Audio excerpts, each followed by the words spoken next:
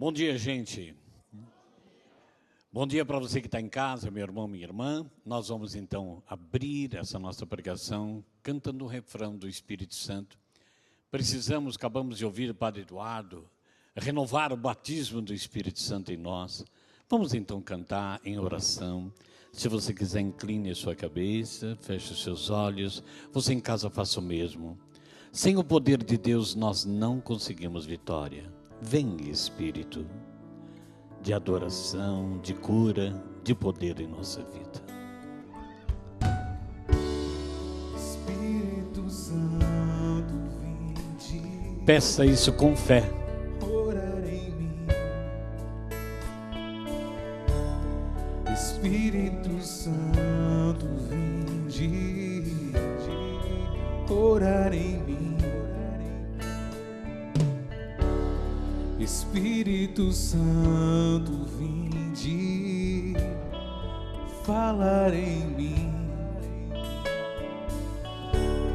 Espírito Santo, vinde, falar em mim.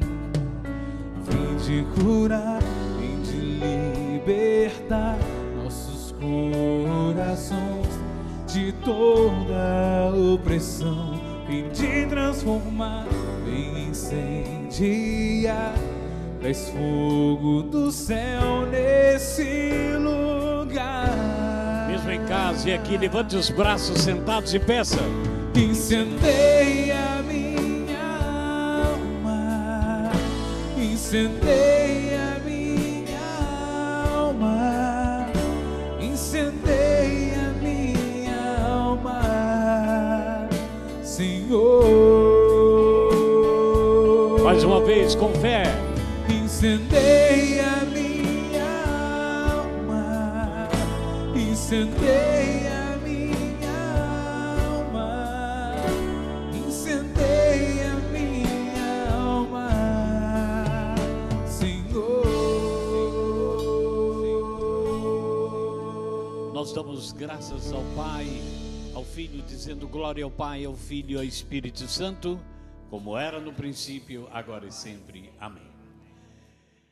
Meu querido e minha querida, durante todo esse dia, com a graça de Deus e pelo poder da alegria do Espírito Santo, nós haveremos de caminhar um pouquinho sobre algumas coisas que nós trazemos de herança de nossas famílias. Embora já tenhamos feito muitas orações de cura interior, mas sempre a gente volta com alguma coisinha do passado que nos incomoda, das feridas que ainda não foram curadas.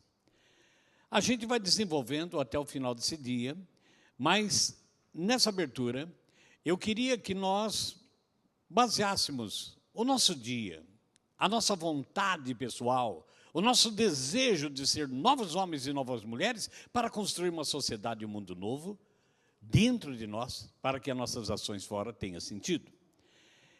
Eu quero pegar a genealogia de Jesus, que está no Evangelho, narrado por Mateus, capítulo 1, versículo 1 e seguintes, que se trata de um trecho do versículo 1 até o versículo 17, um pouco até cansativo, porque começa assim dizendo: genealogia de Jesus, filho de Davi, filho de Abraão.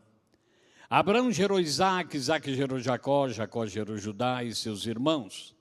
Judá gerou de Tamar, Farés e Zara. Farés gerou Esrom, Esrom gerou Arão. Arão gerou Aminabe, Aminabe gerou Naasson. Naasson gerou Salmão. Salmão gerou Boz, de Raabe. Boz gerou Debe, de Rute. E o Debe gerou Jessé. Jessé gerou o rei Davi. Palavra da salvação. Eu vou ler até aqui, porque a genealogia vem vindo de um por um, até chegar ao versículo 17, aliás, versículo 16, que Jacó gerou José, esposa de Maria, da qual nasceu Jesus, que é chamado Cristo. Então, para vir nas gerações todinhas, até chegar a Jesus Cristo, nós deparamos com algumas coisas muito importantes e interessantes, que nós precisamos tomar conhecimento e também observar. Aparece na genealogia de Jesus, em Mateus capítulo 1, do versículo 1 a 16, o nome de 5 mulheres. 5 mulheres. Quem são essas mulheres que aparecem nesse segmento de herança da genealogia de Jesus? Quais são as histórias dessas mulheres lá atrás, antes de chegar a Jesus? Por que elas foram destacadas pelo evangelista Mateus na palavra? Nós estamos falando alguns nomes delas, estamos nos referindo, porque deve ter tido algo importante para que chegasse a esse denominador comum. Então, nós vamos assim caminhar por cada uma dessas mulheres. A primeira que aparece é Tamar, uma viúva. Ora, a história de Tamar está registrada no primeiro livro da Bíblia, em Gênesis capítulo 38, versículo 1 e seguintes. Ela era nora de Judá, um dos filhos de Jacó. Casou-se primeiramente com o filho mais velho de Judá, chamado Er, o qual depois veio a falecer. Como era uma viúva sem filhos, de acordo com o costume da época, Judá deu Tamar em casamento e seu segundo filho, Onã, de modo que através dele fosse gerada uma descendência de Er. Onã, no entanto, que é outro ensinamento do onanismo, não cumpriu a obrigação para com seu irmão morto e, além disso, logo depois também faleceu. Assim, Tamar acabou ficando viúva de 2 maridos sem filhos. Temendo que acontecesse com o seu terceiro filho, Selá, Judá, quando esse cresce, não lhe entrega Tamar em casamento. Percebendo assim, então, de que ficaria desonrada por ser uma viúva sem filho, Tamar arma uma cilada para Judá. Passando-se por uma prostituta, ela se deita com ele e fica grávida de gêmeos, chamado Perez e Zerá, sendo Perez um dos ascendentes de Jesus. Essa é a história de Tamar, uma viúva. A outra mulher que aparece, para que você entenda onde nós queremos chegar, é Raabe, que também era uma prostituta. A história de Raabe está registrada em Josué, capítulo 2, versículo 1 e seguintes. Raabe era uma prostituta que vivia em Jericó, cidade que estava para ser conquistada pelo exército de Israel, comandado por Josué. Por ter ajudado 2 israelitas que estavam espiando a cidade, Raabe recebeu deles uma promessa de livramento para quando a cidade fosse conquistada. Aí você lembra do cerco de Jericó. E foi o que aconteceu. Quando Jericó caiu nas mãos dos israelitas, Raabe e toda a sua família foram preservadas em vida e levadas para viver com os israelitas. Raabe casou-se, como diz a palavra, com Salmão, que gerou Boaz, um dos ascendentes também de Jesus. Essa é a história da segunda mulher, Raabe. Agora nós temos mais uma, Ruth, que era uma viúva, está na palavra, na genealogia. A história de Ruth está registrada no livro de Ruth, o livro que leva o nome dela. Ruth era uma viúva moabita, nora também da viúva Noemi, que era uma israelita. Após viver alguns anos em Moabe e perder o seu marido e seus 2 filhos, Noemi decide voltar para Belém, cidade de Israel. Ruth é uma de suas noras, que decidiu voltar com ela. Em Belém, Ruth conheceu Boaz, parente do falecido marido de Ruth. Após alguns acontecimentos na história, Boaz então decide se casar com Ruth e resgatá-la da sua viuvez também sem filhos. Ruth fica grávida e dá à luz a Obed, um dos ascendentes de Jesus. A quarta mulher é Betsabé. A história de Betsabé, ou Betsabá, como queiram, e Davi, que está registrada no segundo livro de Samuel, capítulo 11, versículo 1 a 12, porque Davi era o rei de Israel, e ao observar do palácio uma mulher muito bonita tomando banho no seu jardim, mesmo sabendo que ela era casada, manda trazer e deita com ela, tem uma relação com ela. Ela fica grávida. E manda esse recado a Davi, a qual pensa então executar um plano para esconder a situação, já que ele é o rei de Israel, e é uma situação pecaminosa e desonrosa, principalmente para um rei. Esse primeiro plano dele não deu certo. Por fim, então, o que ele faz? Ele entrega o marido de Betsabé, chamado Urias, um de seus soldados, à morte, e traz Betsabé como esposa, escondendo assim a gravidez de um adultério. Tempos depois, confrontado que Davi foi pelo profeta Natã, ele reconhece e confessa o seu pecado. Isso, entretanto, não desvia a ira de Deus da vida dele, do casal, e também da criança que foi gerada, que acabou morrendo. Perdoado, Davi perdoado e restaurado, toma Betsabé então, tem outra relação com ela, e ela lhe dá um filho, o segundo filho, chamado Salomão, a qual foi chamado de Gedidias, amado pelo Senhor, e um dos ascendentes também de Jesus. Deus sendo dadas a essas mulheres. O que eu quero dizer com isso? Meu amado e minha amada, é que a presença dessas mulheres que nós estamos falando, todas elas pecaminosas, adultério, prostituição, tudo, faz parte da história, até chegar aqui no versículo 16 de 1 Mateus, que diz que Jacó gerou José, esposo de Maria. Ora, Jesus, humanamente, ele traz as heranças de tudo isso, até chegar ali, com José, pai de Jesus, humanamente falando. A presença dessas mulheres, pecadoras, adúlteras, prostitutas, na história de Jesus, nos ensina, e que maravilha, que mesmo aqueles que mergulharam no mais profundo poço lamacento da história do pecado, ou são desprezados pela sociedade, têm a chance e um lugar de honra no reino dos céus. Amém? Percebe? Se assim não tivesse, essas mulheres, e também Davi, claro, entraram na genealogia de Jesus para contar a história humana até chegar a José, esposo de Maria, que gerou Jesus, pelo poder do Espírito. Mas tem uma história para chegar até José de Maria, de que, mesmo na minha e na sua vida, que tem havido em gerações passadas, pessoas assassinas, prostitutas, adúlteras, essas pessoas na eternidade, pela graça que Deus nos dá, também podem encontrar a chance de ter um lugar de honra no reino de Deus.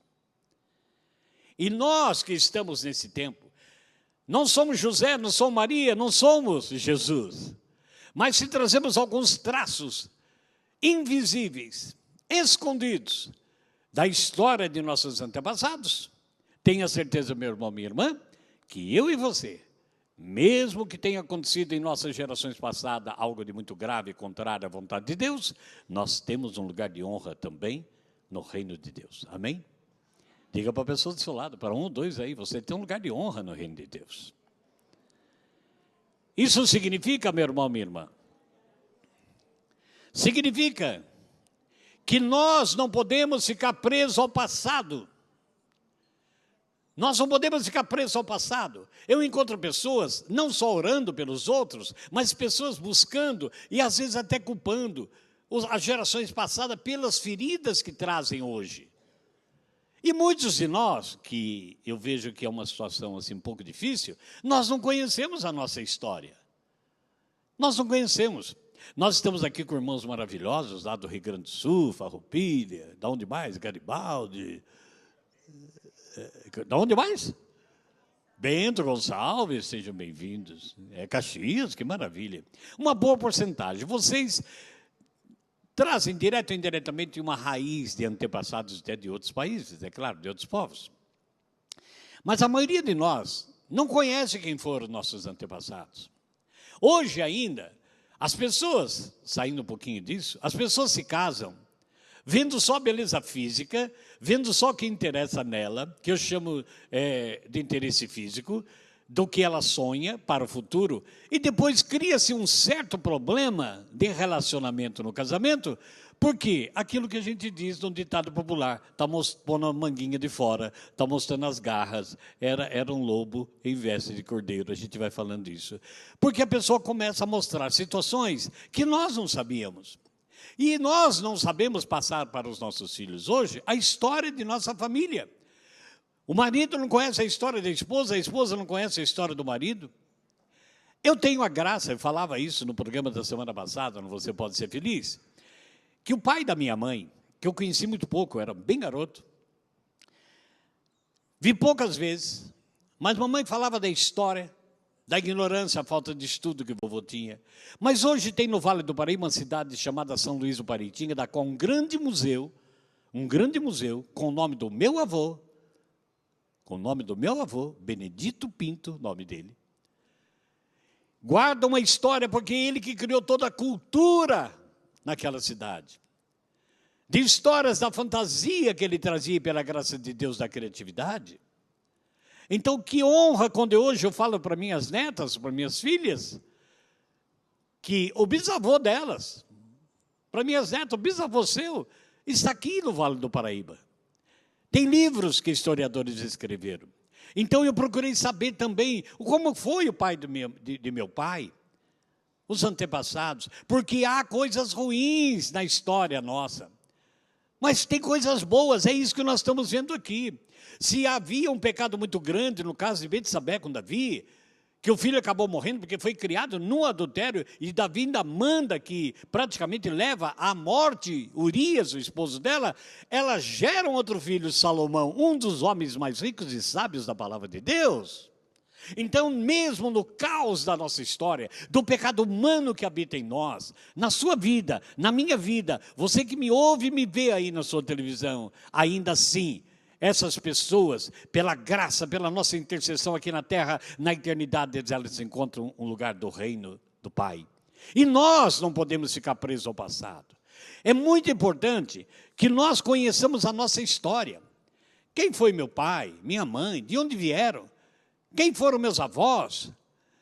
Procurar saber um pouquinho a nossa história. Quem não tem história, não deixa herança nenhuma. Nossos filhos, nossos netos, bisnetos, haverão de falar de nós como hoje. Nós estamos, 2000 anos depois de ser escrito o Evangelho de Mateus, nós estamos falando de pessoas do Antigo Testamento de milhares de anos atrás, porque marcaram uma história para que se chegasse a José e a Maria, da qual nasceu o nosso Salvador Jesus. Amém?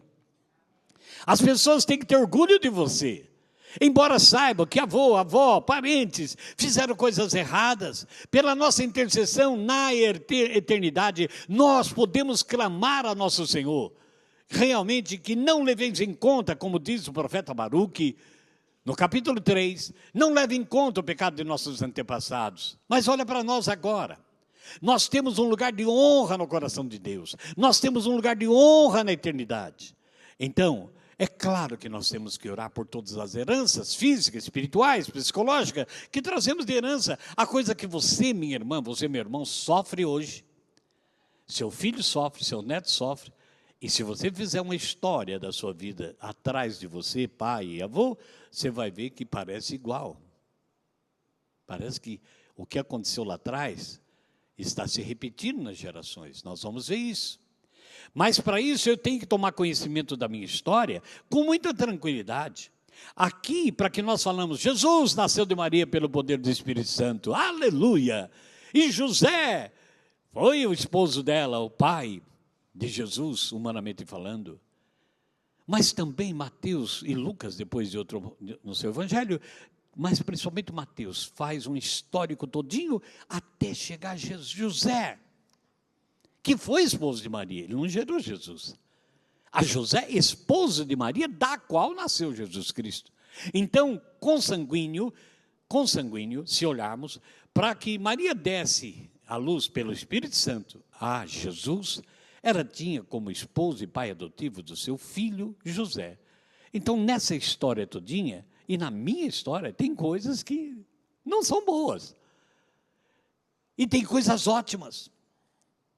Tem graças atrás. Tem parente seu que foi muito inteligente, você nunca soube disso. E tem coisas negativas que é aqui que nos importam, porque nós podemos estar nesse tempo agora, trazendo uma situação muito dolorosa na nossa vida, e ficamos aí orando por cura, sem tomar conhecimento de que tem que haver uma renúncia muito grande, e uma oração de perdão, um arrependimento muito grande, até pelos nossos que passaram em nossa história, que deixaram marcas. Então aqui cabe algumas perguntas, para você que está me vendo pela televisão, para você que está aqui comigo. Qual é a sua história? Você consegue escrever um pouquinho a sua história? Há pessoas que fazem um desenho de uma árvore genealógica aí e começam a pôr nome, Ótimo. Mas procura saber essas pessoas, como é que elas morreram, o que elas viveram.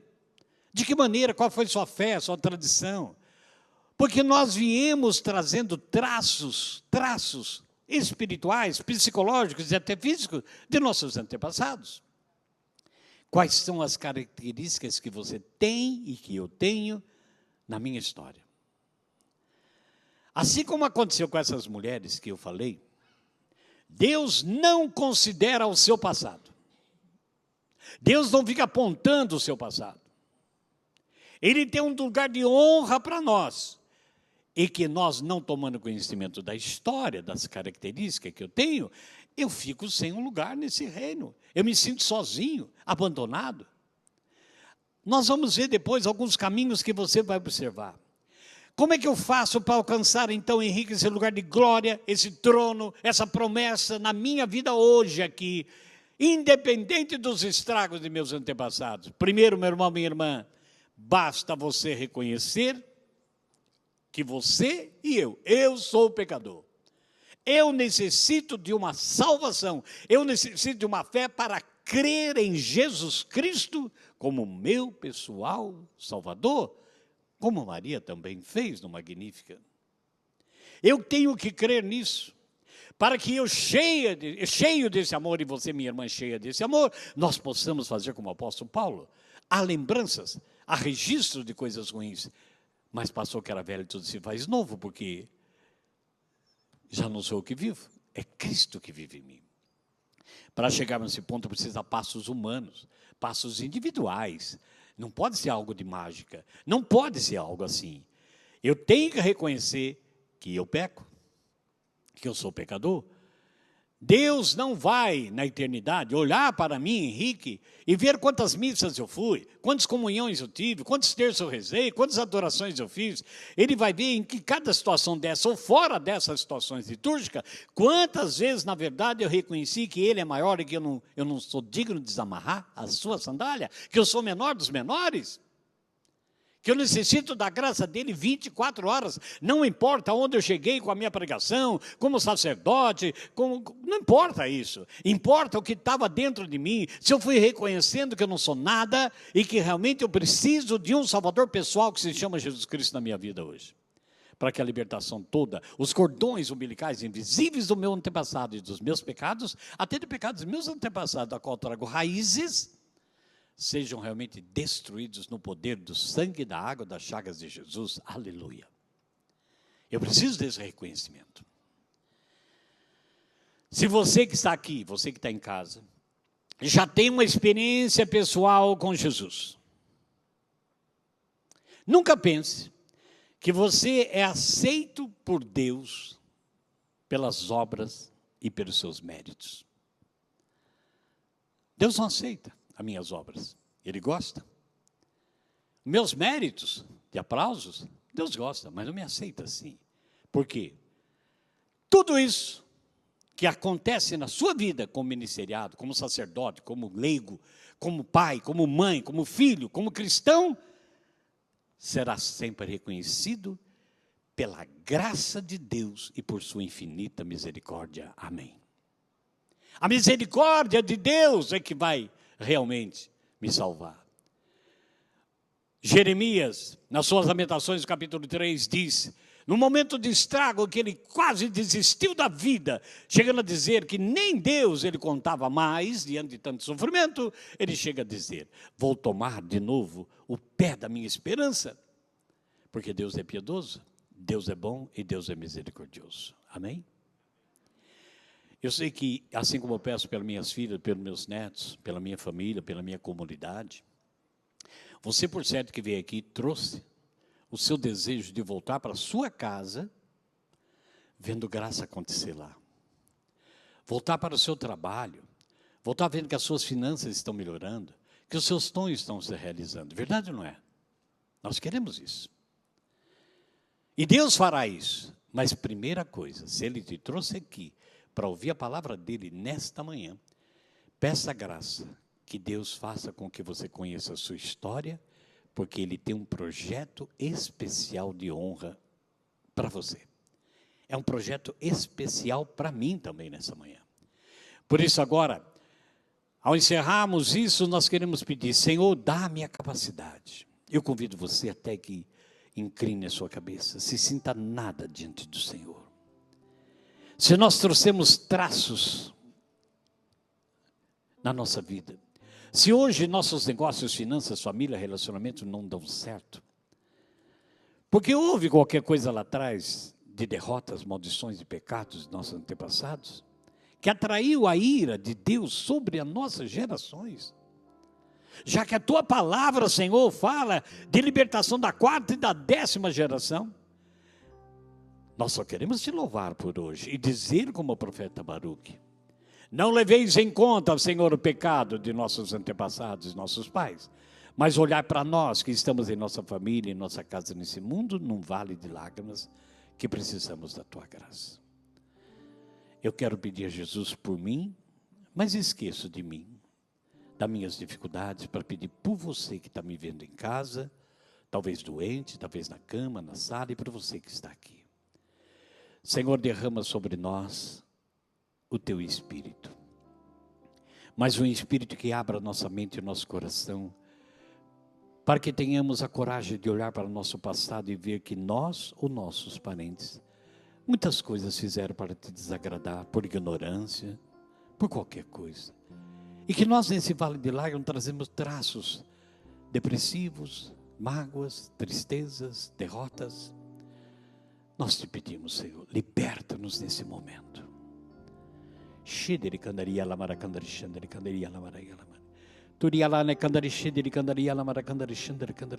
Cura, Senhor, as nossas gerações. A tua palavra diz que um dia é como 1000 anos, 1000 anos como um dia. Volta então conosco, Senhor, essa graça. Nós te damos graça por esse momento, pela tua santa palavra. E te pedimos, não nos deixe só. Amém. Cantemos pedindo que o Espírito Santo mais uma vez console o nosso coração. Assim seja. Amém.